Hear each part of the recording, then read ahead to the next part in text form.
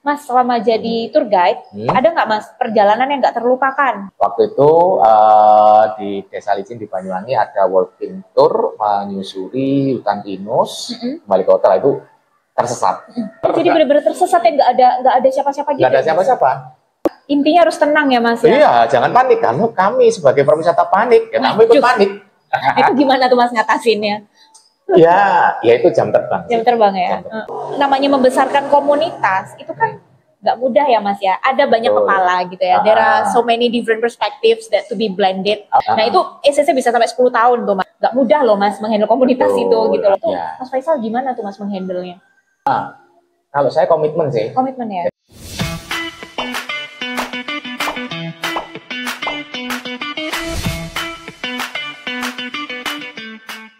Mas, selama jadi tour guide, ada nggak Mas perjalanan yang nggak terlupakan?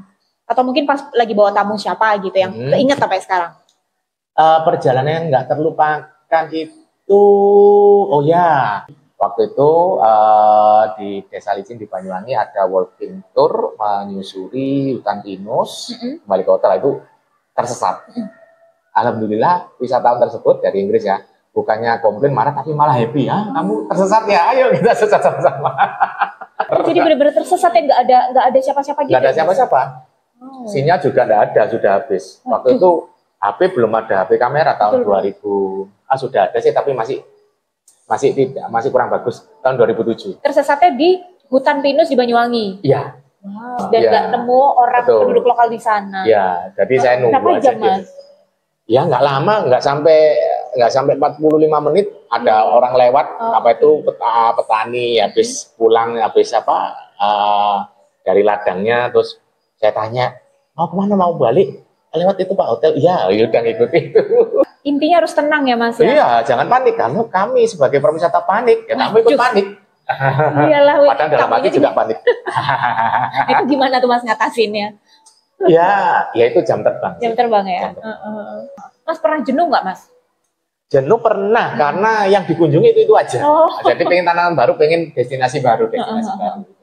Jenuh pasti. Kadang jenuh itu sampai dulu pernah ya sebelum pandemik itu sampai di bulan-bulan peak seasonnya wisatawan Eropa itu di bulan Juli, Agustus, September, Oktober sampai hampir jarang pulang ke rumah ketika ada satu tugas atau cancel ya jalannya nggak jadi. Itu kita bukan sedih tapi malah senang. Senangnya apa? Bisa istirahat. Kami itu sebagai pariwisata, kalau sudah jatuh sakit yang rugi ya kami sendiri, udah nggak bisa kerja. Lebih baik. Iya, terus uangnya juga dipakai ke dokter, pakai berobat juga kan. Sebelum jatuh sakit lebih baik istirahat. Istirahat dan harus ngerti sama badan sendiri ya Mas ya. Nah, kalau misalnya teman-teman nih ada yang kepengen berkarir jadi seorang tour guide, itu tips-tipsnya apa aja tuh Mas Faisal? Ya itu tadi, pertama harus menguasai salah satu bahasa asing yang disukai. Jadi menguasai bahasa asing itu jangan terpaksa tapi disukai. Pertama. Yang kedua, kalau sudah menyukai bahasa harus mempunyai jiwa petualang. Karena kalau biasa anak rumahan, introvert, susah. Pekerjaan kami 90% outdoor. Terus kita menguasai ilmu pengetahuan umum. Ilmu pengetahuan umum itu pramuwisata, kita harus menguasai informasi-informasi, tidak harus banyak, tapi semua ada, seperti supermarket. Harus berwawasan luas lah ya Mas. Berwawasan luas. Nah, berikut ini kita akan ngobrolin soal komunitas percakapan bahasa Inggris atau yang lebih dikenal Surabaya English Conversation Club yang didirikan oleh Mas Faisal.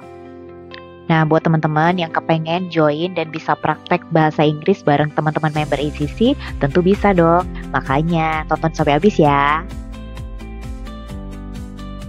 Oke, masuk ke segmen ketiga. Kita kali ini akan ngobrolin tentang komunitas yang sudah dibesarkan dan didirikan oleh Mas Faisal, yaitu komunitas Surabaya ECC atau Surabaya English Conversation Club, di mana saya juga masuk menjadi salah satu membernya nih teman-teman. Karena ikutan ECC aku tuh jadi ngerasa lebih pede loh Mas ngomong bahasa Inggris. Karena kita kalau ngomong bahasa asing tuh kalau semakin lama nggak digunakan kan akan semakin hilang ya, semakin turun skillnya. ECC sendiri seperti tadi udah Mas Faisal jelaskan di awal ya. Tahun depan berusia 10 tahun ya Mas ya? Tahun 10. Karena tahun ini Kami berdiri tahun 2016 bulan Februari. Tahun ini bulan Februari yang ke-9. Ke-9. Berarti next year bulan Februari sudah yang 10. Wow. Selama 10 tahun itu ya Mas ya udah banyak cerita lah ya, di ECC. Nah, itu gimana Mas? Maksudnya waktu itu ECC itu didirikan tuh sebenarnya karena apa dan siapa yang mendirikan gitu? Jadi banyak yang belum tahu, ECC itu sebetulnya kami adalah Conversation Club yang reborn yang dulunya sudah pernah ada. Oh, jadi sebelum tahun 2016 itu udah pernah ada, Mas? Sudah pernah ada. Oh, oke. Sekitar tahun 1989 atau 90 tepatnya. Oh, sudah pernah itu ada. Sudah ada 4 pendirinya, ada Pak Rocky almarhum, Pak Edi Mulyanto almarhum juga, Pak Ajis dan Pak Subekan. Ini yang masih ada duanya. Mereka mendirikan Conversation Club namanya NSC, New Surabaya College. Di situ mereka sekitar 1 tahun lah komunitas bahasa Inggris tersebut sama Conversation Club seperti ECC. Karena kesibukan masing-masing mereka berpisah. Nah, lalu di tahun 2016 Pak Edi, rekan saya atau senior saya juga seorang pramuwisata berbahasa Perancis dan Inggris, mempunyai ide membuat komunitas Surabaya ECC ini.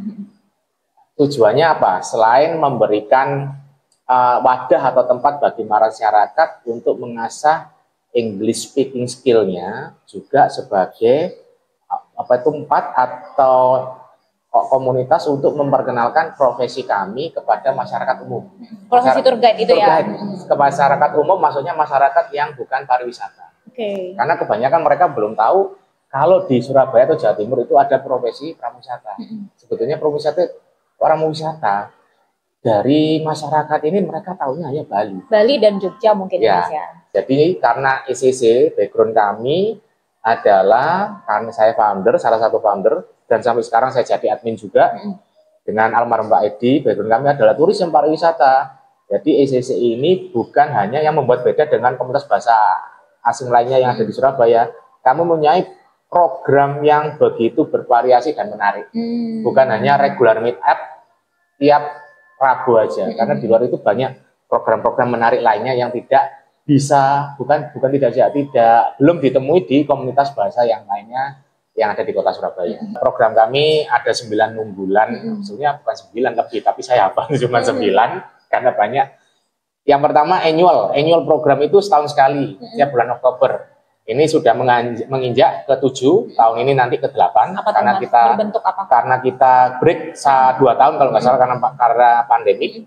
English Camp itu sebuah aktivitas. English Camp is the outdoor activity, and then we do the camping at around Trawas area for 2 days 1 night. Nah, itu jadi kegiatan camping. Yang kegiatan campingnya itu benar-benar camping ya, di tenda. Ada sebuah kegiatan fun game, juga discussion, dan semua kegiatan itu dalam bahasa Inggris.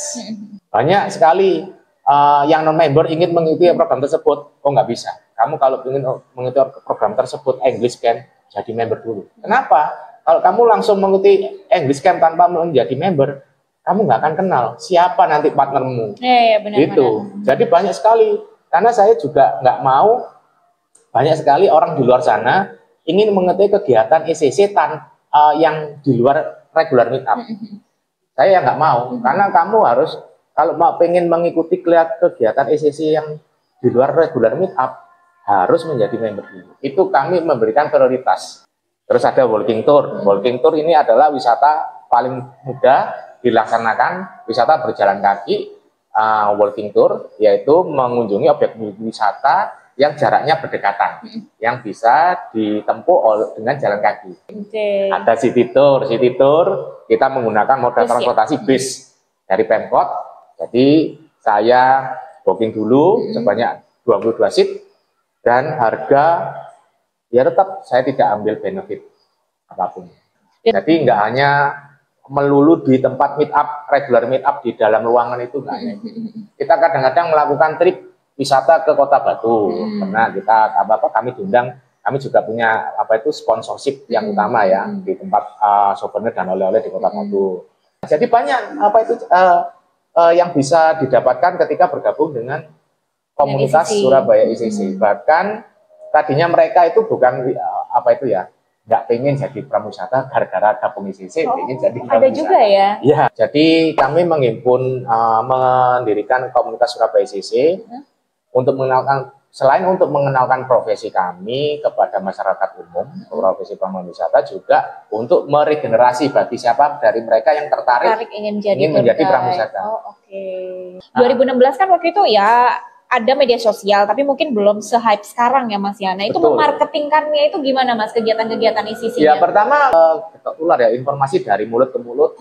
Pertama, meet up pertama ya, yang mengikuti cuman sesama teman pramusata. Meet up-nya itu emang dari dulu setiap Rabu Mas? Setiap Rabu. Oh oke. Setiap Rabu. Rabu malam ya? Setiap Rabu malam. Dan tempatnya juga berganti-ganti seperti itu? Ya, kalau dulu pertama di Rukotel, Gubernur Solo 1F itu base camp kami yang paling awal. Ya, karena banyak pertanyaan kenapa sih kok Rabu? Sebetulnya Rabu itu adalah saya sama Pak Edi almarhum kan orang pariwisata. Kalau weekend banyak calon member yang bertanya, kenapa kok nggak weekend? Nah, mohon maaf, saya pekerja pariwisata. Kalau weekend kami kerja. Tapi lagian kalau misalnya Rabu itu udah cepet sih Mas ya. Maksudnya kayak tengah-tengah hari. Iya, kalau udah Rabu besoknya udah Kamis gitu kan. Udah besoknya udah weekend gitu. Mas Faisalnya kan load pekerjaannya juga tinggi ya, sebagai seorang tour guide juga, bawa tamu lah, mana gitu, terus masih sempat juga ngurusin ini nih, komunitas ini. Iya, nah itu gimana tuh Mas bagi waktunya? Kalau saya komitmen sih. Komitmen ya? Jadi misalkan saya sudah ada jadwal, misalkan minggu depan, next week, saya mengadakan walking tour. Nah, ketika next week itu misalkan tanggal berapa? Tanggal 20, ada job masuk saya tolak. Demi ICC. Oke. Jadi memang harus ini ya, disiplin mengatur waktunya dan komitmen itu tadi ya. Mana yang harus diprioritaskan seperti itu ya Mas ya. Oke. Namanya membesarkan komunitas itu kan nggak mudah ya Mas ya. Ada banyak kepala gitu ya. There are so many different perspectives that to be blended. Ya kan for the sake of a community itself gitu. Itu kan ada banyak sekali perbedaan-perbedaan kayak ya gesekan lah, terus udah gitu gontok-gontokan tuh kayak udah biasa terjadi gitu ya. Nah itu ICC bisa sampai 10 tahun tuh Mas. Gak mudah loh Mas menghandle komunitas itu gitu loh. Karena kan komunitas itu kan loyal based ya, loyalty based ya gitu. Nah itu Mas Faisal gimana tuh Mas menghandle-nya? Ya itu tadi, kalau di awal-awal memang butuh pengorbanan saya dan Pak Edi almarhum. Jadi kami sering bergantian mengorbankan. Ketika kami mendapat job di hari Rabu, kami berkorban. Salah satu, kamu atau saya yang handle. Itu saya sama Pak Edi bergantian. Terus menyatukan banyak kepala yang banyak maunya itu loh Mas. Itu gimana? Nah itu kami pasti dulu biasanya kalau setelah meet up kami ada evaluasi, kamu pengennya apa, dan kita memberikan contoh. Biar bagaimana sebuah regular meet up itu berjalan dengan semenarik mungkin, semeriah mungkin, agar diminati oleh para member, dan member itu akan tetap datang setiap hari Rabunya, tetap ikut di acara atau di pertemuan regular meet up itu setiap hari Rabu. Meet up di ICC itu memang kan lebih santai Mas ya. Ini kalau menurut aku ya, jadi relax. Ya lebih relax. Kita bisa ngobrolin apa aja nih teman-teman. Jadi nggak yang harus ada topik khusus, topik yang berat gitu nggak ya. Itu nanti malah stres sendiri ya Mas ya. Belajar bahasa Inggrisnya jadi kayak terbebani gitu. Tapi kalau di ICC itu kita bisa we can talk everything gitu loh. Jadi di ICC banyak yang mengira ICC itu tempat belajar kursus, bukan. Les-lesan gitu bukan ya. Banyak sekali. Terus kedua, banyak calon member yang takut apa? Saya belum bisa. Boleh nggak gabung? Sangat boleh, nggak ada larangan. Memang di tempat kami bukan tempat kursus atau belajar untuk bisa berbicara bahasa Inggris. Kami adalah sebuah wadah bagi teman-teman yang dulunya pernah kursus, pernah kuliah, bisa bahasa Inggris. Namun setelah kursus selesai, kuliah selesai, nggak ada tempat untuk mempraktekannya. Cari partner sangat susah sekali kalau setelah kita tidak kuliah, tidak sekolah. Kita harus praktis dan how we can practice our English with someone. Nah, ICC ini adalah wadah untuk mereka, karena sebuah skill berbahasa asing jika jarang dipakai atau bahkan tidak pernah, lama-kelamaan akan hilang dengan sendiri. Setuju. Jadi ICC adalah wadah tersebut untuk memberikan tempat bagi mereka-mereka yang ingin mencari partner untuk berbicara bahasa Inggris. Istilahnya cangkruan santai, diskusi tapi santai in dalam English. Bahasa Inggris ya. Jadi banyak member takut salah, jangan takut salah. Di sini salah ya nggak dimarahin. Yang penting berani, yang penting Betul. niat ya Mas ya untuk Dan kita confidence. bisa. Confident, benar banget. 10 tahun Mas menghandle SCC ini ngerasa udah puas atau masih banyak Mas yang perlu Ya, dibenahi? masih banyak yang perlu dibenahi, terutama saya lagi sekarang sudah tidak saya sendiri ya, tidak bersama Pak Edi kan beliau sudah almarhum. Tapi alhamdulillah saya dibantu member-member ECC yang sudah lama bergabung dengan ECC Surabaya. Jadi dibantu dan juga bisa autopilot untuk regular meet up. Tapi kalau event nggak bisa saya lepas, saya harus terlibat langsung. Kalau ada event seperti tadi English Camp, City Tour, Walking Tour, atau roadshow, kita juga pernah roadshow, itu saya harus terlibat langsung. Harapan-harapan nih Mas yang pengen dicapai dengan ECC nih Mas ke depannya apa tuh menurut Mas Faisal? Kedepannya yang bisa dicapai lebih banyak member yang bergabung dan juga loyal member. Loyal member adanya member yang konsisten bergabung dengan kegiatan kami yang setiap hari Rabu. Tapi ya benar sih kayak tadi Mas Faisal bilang ya bahwa itu komitmen. Ya. Karena kalau ada member yang misalnya teman-temannya, circle-nya, gengnya nggak ikut terus dia ikut nggak ikut tuh kan kayak ya berarti lepas. komitmen belajar bahasa Inggrisnya cuma sampai situ. Betul. Gitu ya. Tapi menurut aku sih yang penting komitmen ya Mas ya. Sejauh mana dia memang benar-benar niat untuk belajar bahasa Inggris. Niat dan menjadikan kebutuhan bagi mereka. Betul. Karena ibaratnya ini sudah waktunya saya ngobrol atau cangkruan berbahasa Inggris, nah udah itu datang ke ECC. Oke, nah ini kan kemarin tuh kalau misalnya aku biasanya story tentang kegiatanku di hari Rabu, itu ada beberapa teman tuh yang DM gitu, ini apa nih kegiatannya, terus aku kasih Instagramnya kayak gitu. Nah itu mungkin Mas Faisal bisa menjelaskan gitu ya ke teman-teman gitu, misalnya kepengen gabung di ECC, itu seperti apa? Untuk semuanya, for those who want to join our meetup, and for those who want to be the Surabaya ECC member, so our meetup is held regularly every Wednesday at 6:30 up to 9:30 p.m. every Wednesday. Jadi setiap hari Rabu 6:30 sampai jam 9:30 malam. Di mana? Nah, itu harus follow IG kami @surabaya_ECC karena semua informasi tempat meetup diselenggarakan ada di Instagram kami. Oke. Dan juga ada nomor kontaknya Mas? Ada nomor kontak saya. Jadi kalau bagi yang ingin member, yang ingin bergabung, wajib registrasi dulu untuk apa? Jadi saya bisa tahu siapa nanti yang akan bergabung. Nggak langsung nyelonong gitu aja. Kedua, kalau dulu langsung datang, itu akhirnya apa? Tidak ada komitmen dari new member. Nah sekarang ada deposit, nggak mahal kok. Deposit itu bukan uang hilang. Jadi deposit 50.000. Nanti setelah ikut 4 kali meet up dalam waktu 1,5 bulan pertama, 1,5 bulan artinya 6 minggu. Itu nggak harus ikut 6 kali, ikut 4 kali aja. Kami kembalikan depositnya 100%. Oke. Jadi deposit itu untuk komitmen biar member ini nggak cuma sekali aja ikut. Buktinya dari member yang sekarang banyak yang ikut lebih dari 4 kali. Tanyakan ke mereka, depositnya balik ya? Kembali 100%. Iya. Karena kami ya itu tadi, gratis ya jangan diremehkan, harus niat. Harus niat, benar banget. Niat dan komitmen ya Mas. Komitmen. Ya. Oke, jadi buat teman-teman yang kepengen ya ikutan komunitas berbahasa Inggris untuk bisa ngelancarin skill speaking dalam bahasa Inggris tuh bisa ikutan regular meet up-nya ECC itu tiap hari Rabu ya. Untuk tempatnya juga berganti-ganti Mas ya. Dan itu mesti stay tune di Instagramnya @surabaya_ECC. Di situ nanti ada nomor kontaknya Mas Faisal juga. Jadi sebelum teman-teman nanti bergabung, itu bisa kontak dulu ke Mas Faisal ya untuk bisa janjian gitu atas nama siapa yang mau datang seperti itu ya Mas ya. Betul. Kalau yang lama-lama sih nggak panggil saya Pak Faisal tapi Pak Carik. Pak Carik ya. Sesuai dengan tagline-nya ECC tuh Mas. You will never speak alone. You will never speak alone. Jadi nggak pernah ngomong sendirian, ngomong sama banyak. Ngomong sama banyak orang. Oke, kalau gitu Mas Faisal terima kasih banyak ya. Sama-sama Mbak atas Cika. waktunya. Sama-sama saya juga sudah diberikan kesempatan untuk ngobrol santai hari ini bersama Kak Cika untuk membahas dengan profesi dan background atau latar belakang dari Surabaya ECC. Dan semoga apa yang kita obrolkan tadi bermanfaat buat kita semua. Amin. Dan jangan lupa ya teman-teman untuk follow dan juga like di podcast Cika Talks Channel karena di setiap episode aku akan mengundang tamu-tamu yang sangat inspiring dan expert di bidangnya. Jadi kalau gitu, thanks for watching. Kita ketemu lagi di episode selanjutnya. Have a nice day and bye-bye. Bye-bye.